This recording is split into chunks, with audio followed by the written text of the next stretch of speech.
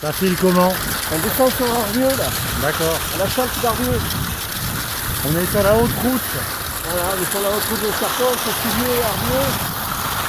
On va mettre les ponts à la chalte d'Arvieux pour passer le col de l'Isoire. Et on va atteindre où quoi? Servière? Et on arrivera à Servière, au lot de Servière. Ouais. D'accord. Si on est fort, mais on est exceptionnellement très très fort. Bon Jean-Loup, je te suis alors. À bientôt Jean-Loup. Nordique, Alpes du Sud. Et là, en face de nous, on a la team aventurier. La première descente de la team.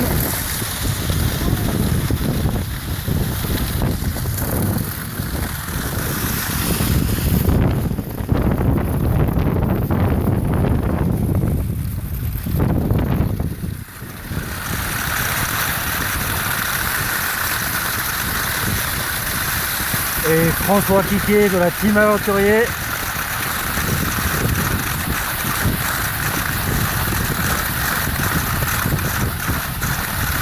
Il va se faire doubler. La team aventurier.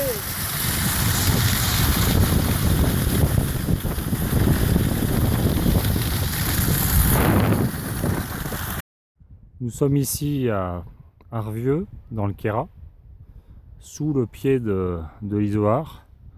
Nous venons de démarrer notre itinéraire de randonnée nordique au départ de Soulier. Et nous allons à Servière, sous le col de l'Isoard, de l'autre côté de la commune d'Arvieux. Un itinéraire d'une vingtaine de kilomètres, à peu près 5 heures de randonnée nordique. Nous sommes au mois de mars et nous allons pouvoir profiter de la neige qui est bien présente malgré les traces d'herbe et de terre ici à Arvieux.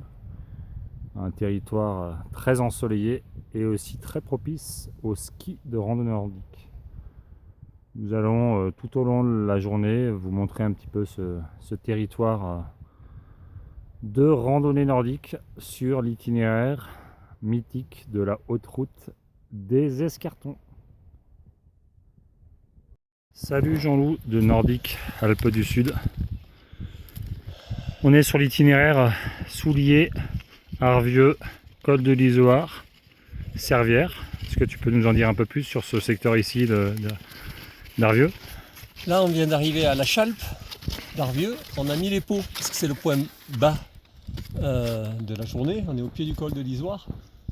On est en face de nous le hameau de Brunissart.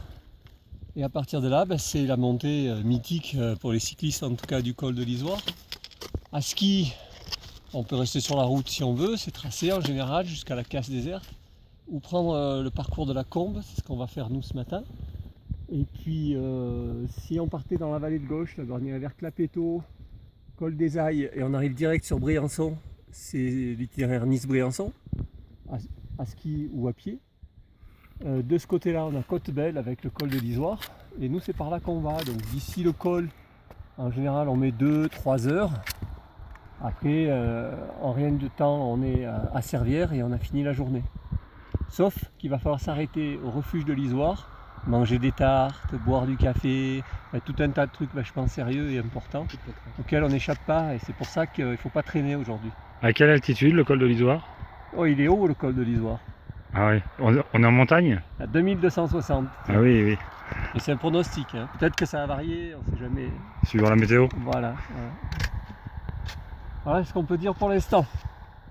Ouais. Donc on est arrivé à ce fameux col de l'Isoard à 2360 mètres.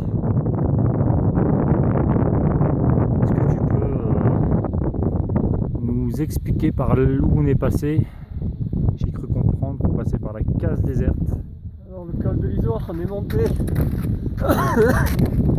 Il fait froid ici, hein. On est monté par la combe de l'Isoard qui remonte en fait la combe déserte, la casse déserte, pardon. Et après on s'est laissé aller dans le vallon et on arrive là-dessous à 4 lacets du col. Et ce col, il partage le Briançonnais au nord, du Queyras au sud. Et du col, on a les pics de la Fonsante et déjà l'Ubaye qui apparaît là-bas. au sud, le Béal Traversier. Et plus au nord, on a le Tabor, Roche-Bernaude, qui est le point culminant de la vallée étroite de la commune de Névache. Et donc tout de suite derrière la Maurienne, puisque le versant nord du Tabor, et de Roche-Bernaude, c'est la Maurienne. Donc la Savoie. J'ai pas dit ça, j'ai dit que c'était la Maurienne. Donc la Savoie. La Maurienne en Savoie. La Maurienne en Savoie, tout à fait, c'est ça, oui. Et Les routes qu'on aperçoit, là, elles desservent des forts qui est composé de la ligne de fortification de Briançon. Donc Infernay, Janus, etc. Ils sont tous là. Et donc là, on peut facilement se déplacer en ski de randonnée nordique. Et ouais, là on a 8 bornes de descente, 9 même jusqu'à Servières. Et de Servières, tu repars sur la vallée des Fonds, Col Chabot, tu descends à Tur chez Mathia. En Italie. Casser la croûte. En Italie, bien sûr. Cassage de croûte obligatoire. Mais bon, tu peux casser la croûte là-dessous aussi, hein, c'est pas interdit. C'est très bien, au refuge de l'Isoire, à l'Arpelin, au Lot, enfin, à l'hôtel de l'Isoire à Servières, il y a tout ce qu'il faut. Il n'y a pas 10 km sans un point d'hébergement et de restauration. Donc, Ce qui est bien, ça permet d'avoir des sacs hyper light. Tu vois, nous, on a quoi? On a 25 kg dans le sac, aujourd'hui pas plus. donc tu randonnes léger Ouais, lorsque non, tu fais de la bien grande sûr. itinérance, quoi. Bien sûr. Avec des sacs de jour, on y arrive. En plus, tu vois, Marc fait le transport de bagages si nécessaire. Donc, ça peut être en rando liberté aussi.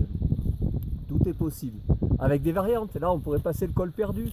C'est en bonne condition aujourd'hui. C'est pas toujours le cas. Et tu reviens pareil sur le lot de Servières. Oh, c'est un peu plus alpin.